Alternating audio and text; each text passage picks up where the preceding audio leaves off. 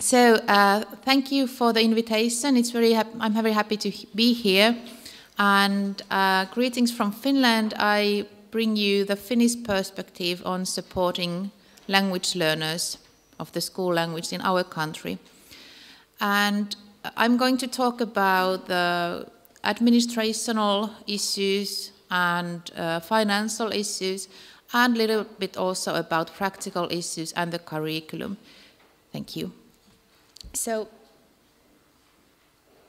let's start with the financial support from the government. And we get 86% of the costs of organizing the instruction in the following areas. In Finland we have two official languages of the country, Finnish and Swedish. So that's why I'm not only talking about Finnish as a second language, but also Swedish as a second language.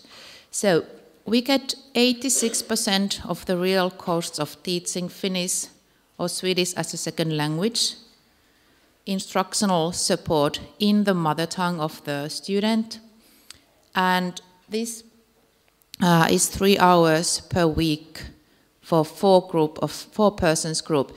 So it means that if in the school there is, for example, 25 kids, we divide these 25 by 4, and so we get kind of the not exact number of the groups, but kind of estimated.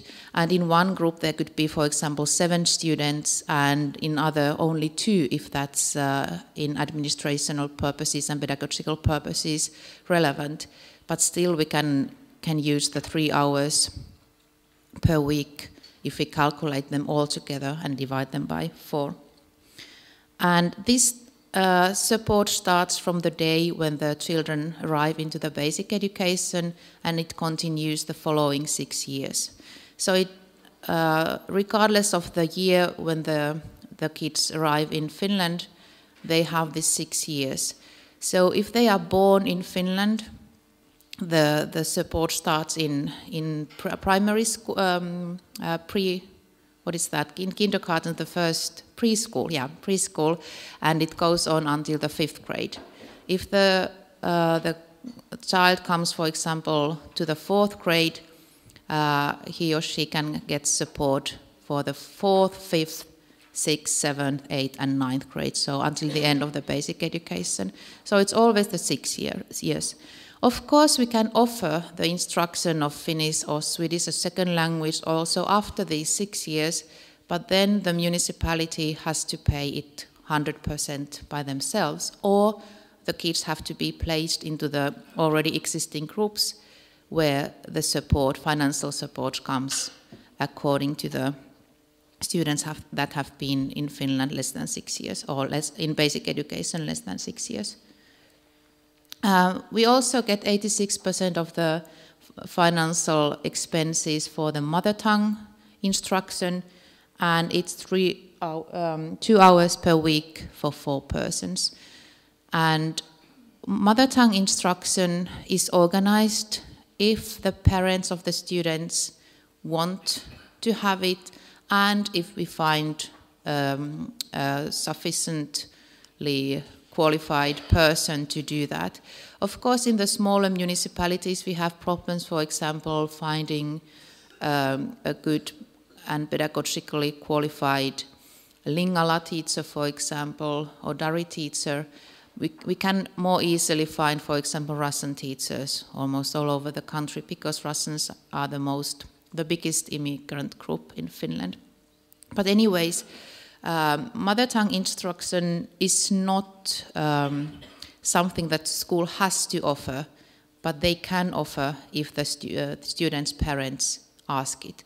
In the big municipalities, it's automatically offered for almost 27 languages, for example, in Turku, and in the capital region even more than 27, even more than 30 languages.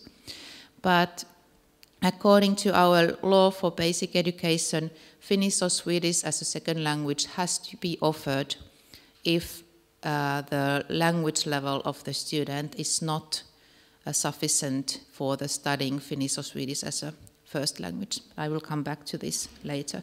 So just to look at the the differences in these two.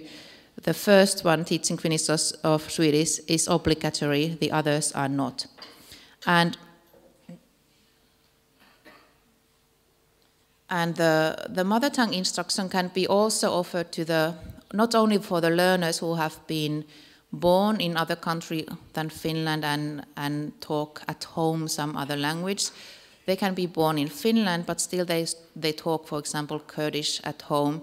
Or they can be also kids who have been studying abroad, for example, 4 years, for example, in Germany, and they have learned German there, and then they return to Finland, and then they can still continue German language studies, German as mother tongue studies, even though it's not the official mother tongue, but it's a language that they have acquired. If we look at the nursery, at the moment there is no extra funding for Finnish or Swedish as a second language teaching from the government, but it's still organized there, even without extra governmental support. Municipalities take care of this instruction and the financing it. We have special teachers who are guiding the work of kindergarten teachers to be linguistically responsive, and they guide the other teachers how to teach Finnish language as a part of daily practices in the kindergarten. And there is also emphasis on language-rich environment all the time. So it's almost like curriculum for nursery, but it's called just the plan for nursery education. And it really emphasizes that every children has a right to be in the language-rich environment, and every adult has to be a linguistic model and has to take care about that everyone hears very rich language, not only the basic everyday language, but language of literature and so on. We can also organize small groups in Finnish or Swedish as second language, and that means that, for example, from 5 years old kids, there might be 5 to 6 kids that go for half an hour to a smaller group to just study Finnish. But the main focus is that you learn the language by living in the atmosphere, in the environment, that it is used all the time. So we are educating our nursery teachers, kindergarten teachers, to really pay attention to the language they use and to really use the language in every situation, even when it's not necessarily needed, for example, when they are dressing up the children and so on. Then we have preparatory classes. Every child in Finland has a right for education if they are under 18 or under 17. When the child is 17 years old, then the obligatory basic education requirement finishes, but until that, everyone has a right to have education, regardless of their citizenship or status. So that means that total costs of the preparatory classes are financed by government. The municipalities do not have to pay a single euro of those. Duration is approximately 1 year. For the kids between 6 and 10 years, it's 900 hours per year, and kids between 10 to 16 is 1,000 hours per year. It can start whenever the children arrive in Finland. It can start in August, September, October, November, December, and so on. And it lasts 1,000 or 900 hours from that point of the year. Of course, there are exceptions. For example, the kids that come from Estonia, Estonian language is related to Finnish language, so they learn Finnish language quite easily and quite quickly. So they might leave the preparatory education already after half a year. It's a kind of a recommendation that there should be groups of 10 learners, but in some municipalities there are even more learners in one group. And we divide in the bigger municipalities the groups to kids between 6 to 9 years, 10 to 12, and 13 to 16.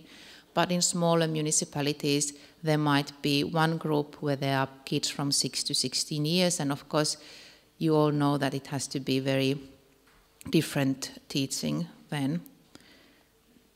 The content of these preparatory classes is mainly Finnish or Swedish as second language and mathematics, also some environmental studies, history and English, and some arts and crafts and physical education are integrated into the basic education classes. So the subjects from the previous bullet point are organized in the preparatory class, and the latest one are organized mainly in basic education class, so that the kids are going there from their own home class. Of course, there might be very talented, mathematically skilled students who start to study mathematics in the basic education class almost immediately after they arrive to Finland, or they might be very good in English and they go already to the basic education English classes. It depends on the situation, and it's really flexible, the organization of this. We have preparatory classes for preschool, primary school, secondary school, and upper secondary school, and also vocational education and training. So we have very varied list of different preparatory classes.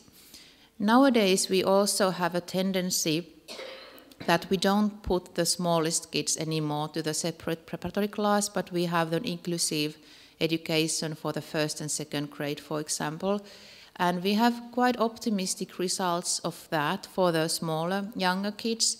But we have also research results saying that especially if the kid arrives quite late in Finland, around the age of 14 or something like that, then the year in preparatory class really accelerates the Finnish language learning and is very beneficial for the overall school success. But let's look at the different support mechanisms more precisely. And let's talk first about the second language teaching, Finnish or Swedish. So every child in Finland has a right for education and support that he or she needs. So it means that every child has a right to have an education on his or her own level of skills. Organization of second language studies depends on the location, it depends on the size of the municipality, and also it depends on the teacher's skills. But it can be 1 to 5 hours per week in the separate class, or it can be completely integrated to the Finnish or Swedish as a native language classes. But it should be always at the same time when those people who speak Finnish or Swedish as native language have their Finnish or Swedish classes, regardless of that if the students are studying in their home class or in separate group.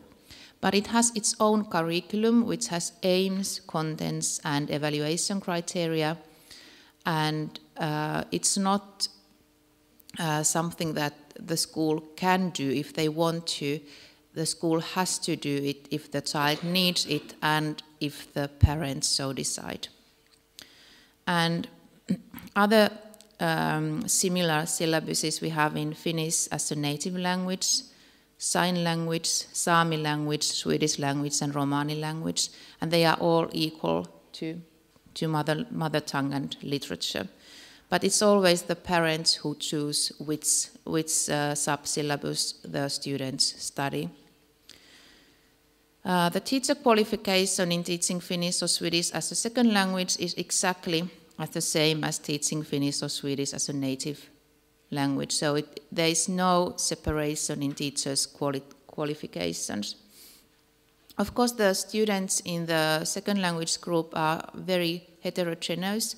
Some of them have just finished the preparatory class and started basic education. Some of them have born in Finland and their Finnish language level is in the basic everyday language quite fluent. But when it comes to the academic language, of course, they are struggling more in that. So the teachers have to really be careful in planning the teaching. We can organize second language instruction in preschool, primary school, secondary school, and upper secondary school, and vocational education and training. We don't have Finnish as a second language teaching so much in the universities and in universities of applied sciences, but of course there you can also study Finnish as foreigners, but it's targeted to those who have just arrived in Finland, not those who have been studying already in the basic education, for example. So in our curriculum, it's stated that Finnish or Swedish as second language is mentioned to the students whose language skills in Finnish or Swedish are not at the level that they could study Finnish or Swedish as a native language. So it's only according to the language level, not based on the country where they are born or the year when they move to Finland, only the language levels. And if you remember the previous slide about financial support, it's different because there it says that 6 years of starting the basic education, and I forgot to mention that then the student has to have the registered native language other than Finnish, Swedish or Sami. And sometimes we have also the same thing as you were talking about here, about those Novaks, that parents choose to register, for example, a Russian speaker child, a native language as Finnish, and then that child doesn't get any financial support. But when we look at the curriculum, the school has to offer Finnish as second language instruction if the language level is not sufficient enough to study Finnish as the first language or Swedish as a first language. So the kids can be immigrants, or they can be also children of immigrants. They can be expatriates, so originally Finnish people who have been living abroad for a couple of years. Maybe the kids have been at school, for example, in Australia. I had previously one brother and sister who came from Australia after 6 years back to Finland, and the younger boy started kind of from the zero. The girl was already 6 years old when they moved to Australia, so when she came back she had sufficient level in everyday language, but not in academic language, of course, because she had always been studying in English, so they were also participating in my Finnish as second language classes. Also, there can be adopted children whose Finnish language or Swedish language learning has started much later than the age of 0. So, as I already said, the only criterion is the level of the language, nothing else. Aim is a functional bilingualism. We see that all the children benefit of all the languages they have. So we really emphasize also the meaning of their native languages. And we believe that if the children can use their native languages in school as well, they support their identity, they support their success in school and so on. So that's why it's functional bilingualism, or it could be also functional multilingualism, because we also study Swedish and English at school and other languages too. And the second aim is that we provide to every child possibilities for further education. And when we consider if the child is going to the native Finnish or Swedish or second language Finnish or Swedish instruction, teachers evaluate the language level. We don't have any official tests for that, but it's more likely evaluation by individual evaluation, so that we really see that if we talk with a kid, if we read for her or him, how does he or she understand and how does he or she respond and so on. But it's the evaluation by school, but who decides everything is parents. If the parents do not want the child to go to second language instruction, then he or she doesn't go. This is something based on our law of basic education.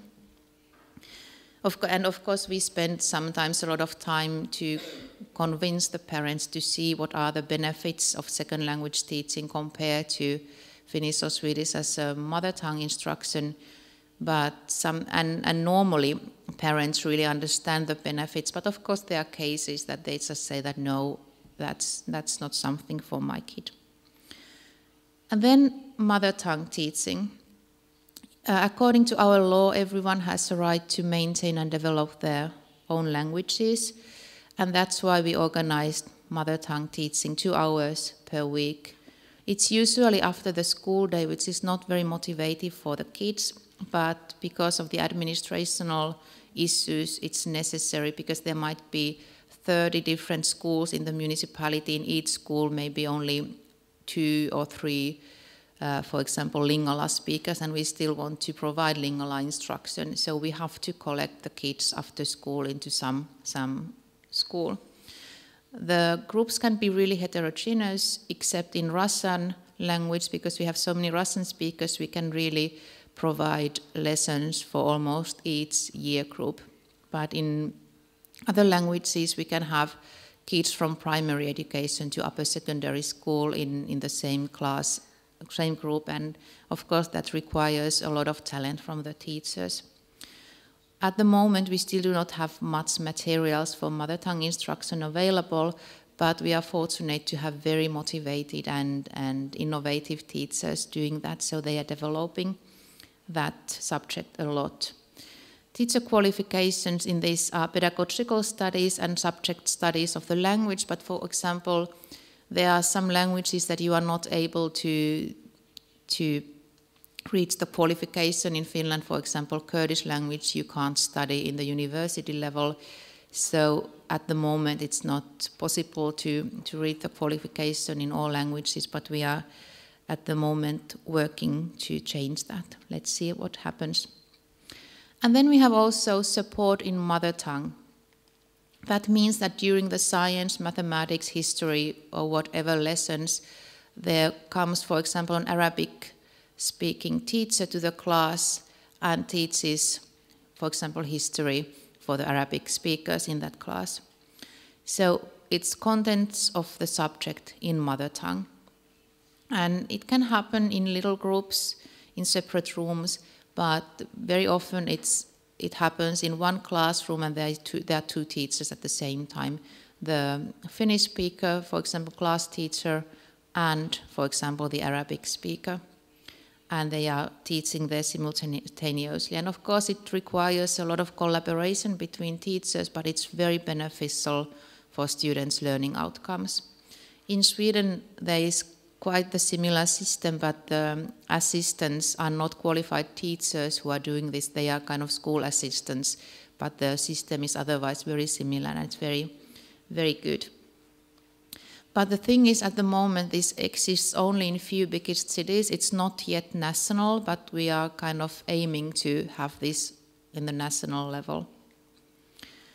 And then we have support in Finnish and Swedish, and this is not Finnish or Swedish as second language instruction, it's the instruction of other subjects, for example, science, mathematics, history. And then the contents of the subject is taught in Finnish or Swedish, not in the mother tongue of the children. And this can be also organized in small groups, or so that there are 2 teachers simultaneously in one group, and one teacher is assisting language-wise the kids that do not understand Finnish yet so much. And this is based on the law that we have, that everyone has the right for support that is needed. And then in our new curriculum that has been valid from 2016, we have also the idea of linguistically responsive teaching. It is really one aspect of the curriculum for preschool, primary school, secondary school, and upper secondary school. And now it's also coming to vocational training. It needs that teachers must pay attention to the language they use during each class. So even though it's a physical education, or is it handcrafts or arts or science or history, teacher is also a language teacher and linguistic model, and has to really aim in developing every kid's language level. And this is similar to the presentation that Pavlina was talking about, everyday language and academic language. And in our curriculum there is a sentence that every child's language support has to proceed from the everyday language to academic language and towards subject-specific languages in each and every subject. So so we are aiming for plurilingualism and every student's awareness of languages. And there was a huge change in the curriculum in 2004 to 2014, which has been valid since 2016, because in our previous curriculum, language was not even mentioned as the important part of learning. But now it's mentioned that languages are really important in learning, in identity development, and belonging to the society more generally. And it's the emphasis on language is raised in many parts of curriculum, in theory of learning, in main responsibilities of the teaching, and schools' operational culture, and so on. So there is a huge change in between these two curriculums, and this nowadays curriculum is very progressive in the whole world. There is not, in the language-wise, as progressive curriculum as we have at the moment in Finland. I'm very proud of that. But of course, in the practical level, we still need to do a lot of work, because it's also new to our teachers, and we have to train teachers to really implement the ideas of the curriculum. And at the moment, our government, Ministry of Education and National Agency of Education are funding a lot of projects that are focusing on professional development of teachers in this issue, because we really want to get every student to succeed at school holistically, and we want to support every student's language skills. And then we have also general intensified and special support that is offered to all the children, not only the Swedish or Finnish as second language speakers, but everybody regardless of their native speakers. And general support is the earliest support we provide, and the aim is to prevent bigger problems. So it is provided immediately when we see that somebody is struggling with learning. And general support is for everyone, so every child has right to get some support if they need. And it's also a natural part of teaching every day, because, for example, during the normal lesson, teacher can put, for example, the written directions to the blackboard and tell them, speak them at the same time. Even that is support that some people need more than the others. So it can be really small things, but the main thing is the attitude. The intensified and special support is targeted to those people who have more serious problems with learning, and it needs always very precise, long span planning, and the planning is done in collaboration with the parents. If the general support is not enough, we do the pedagogical assessment of the child, and we call the parents to the meetings, and we together create the plan for intensified support. And then if that intensified support is not enough, we again assess pedagogically the student's situation, and we do again a plan with the parents, and we really negotiate in the welfare group of the school what are the best beneficial solutions for each and every child. And then we do official decisions about special education, for example. And then we made an individual education plan for every special education student, and this is always done together with the parents. So this is for every student, and also our Finnish or Swedish second language students have right to get this kind of support if it's needed, but it's not only because of the language level. Normally it requires some other type of learning problems. Do I still have time? Okay. So then I would like to say something about the transitions between elementary and upper secondary level, for example.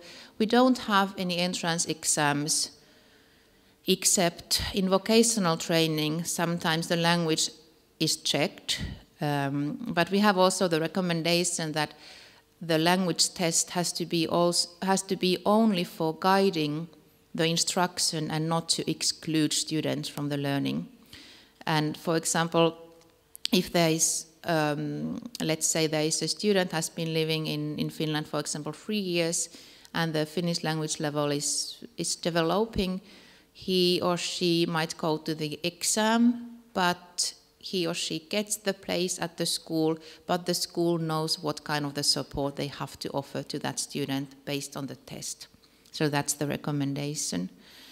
And entrance to the upper secondary school, kind of high school, is based only on grades in school, and all the students are kind of at the same level in this. There is no segregation of Finnish or Swedish as second language learners in this.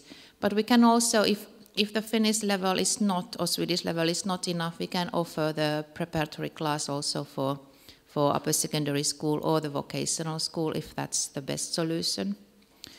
But then we are talking about also the kind of exit exam from the upper secondary school, matriculation exam, and there is a possibility to complete the Finnish or Swedish language test either as a native language or as second language.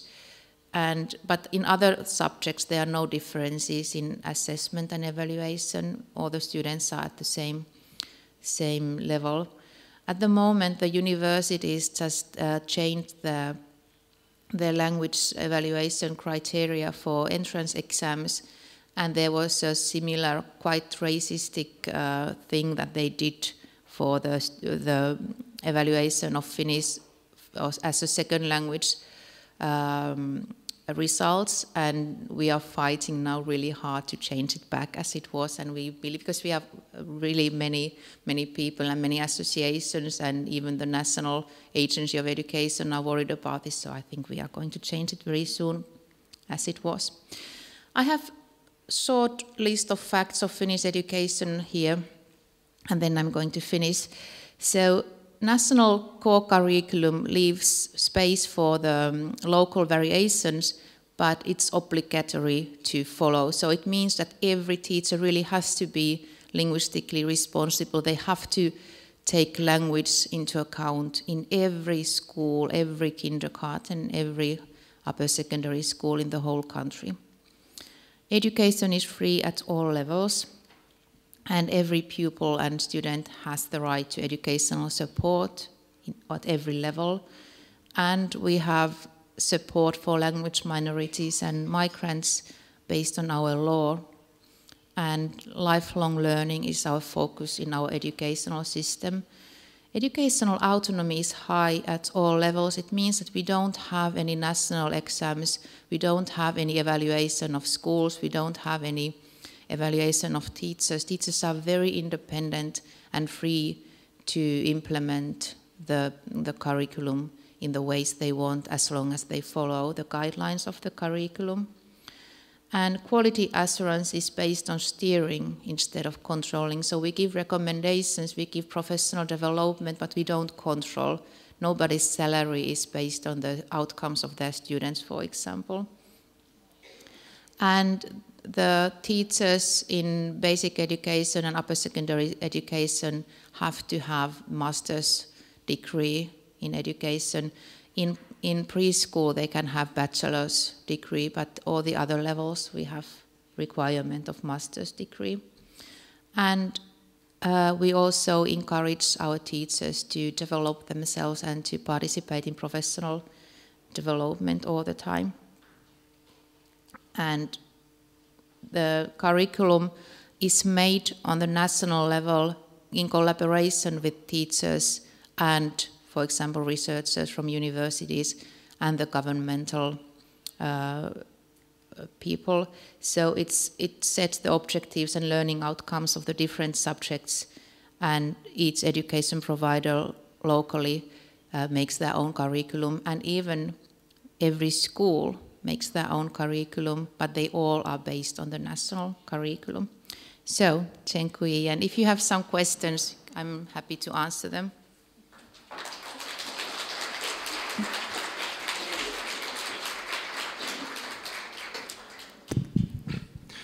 Přátelé, myslím, že jsme slyšeli příspěvek, ze kterého můžeme čerpat obrovskou naději, že i u nás v České republice některé z těch principů budeme schopni postupně do naší vzdělávací soustavy zavádět. Tak si vzpomínám, že tuším, že Finsko udělalo velká rozhodnutí v 70. letech o tom, jakou cestou ke vzdělanosti se vydají, tak je po 50 letech ta situace asi o trochu odlišná než u nás, kde jsme v mnoha ohledech teprve na začátku, ale co mně připadlo důležité a zajímavé, že i třeba v tom posledním desetiletí se kolem kurikula událo tolik podstatných změn a vlastně ten vývoj během těch 10 let běžel velmi rychle kupředu. Tak teď dávám prostor vám pro 1 nebo 2 rychlé dotazy, tak prosím mikrofon k dámě.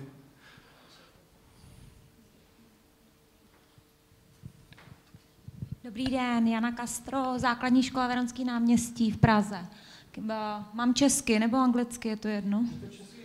Tak jo, já nevím, co je jednodušší. Já vám chci poděkovat, každopádně určitě je super, že nemusíte dělat rozdíly mezi cizincema a těma, který nemluví správně tím jazykem. To my tady bohužel nemáme, řešíme to každý den.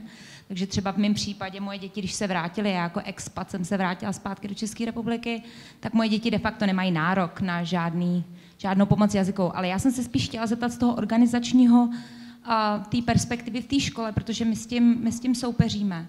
Máme s tím problém. Jak to děláte s těma preparatory classes v té škole? My teda máme problém, protože my je děláváme odpoledne pro ty děti, ale vy to viditelně máte na těch 900 hodin. Děláte ty hodiny během vyučování, nebo máte zvlášť paní učitelku na to? So in the preparatory class, for example, let's have an example of the basic education. So there is a small group of 10 students that come in the morning to their own preparatory class, and for example at 8 or 9, depending on their own schedule. Every student in that group has their own timetable according to their previous knowledge and their age and all the integration plans and everything. But the group of 10 people stay mainly in that small group the whole day, except those hours that they go to the basic education classes, for example, for physical education or mathematics or English. But they are the whole day in the preparatory class for 9 months. Takže tam máte všechny děti spojený, nebo máte první třídu, druhou, třetí, máte pro každou třídu jednu zvlášť paní učitelku nebo jedna pro všechny? Well, it depends also if the municipality is big. For example, in 2015, when we had a lot of refugees coming to Finland, there were 56 new preparatory classes established during 1 year. So it means that in big cities we might have even 30 classes. And every 10 students have 1 teacher and half an assistant. So it means that there might be 2 classes at the same school building, and there's 1 assistant working half day for the other group and half day for the other. But mainly there is 1 preparatory class teacher to each 10 groups of 10. Thank you.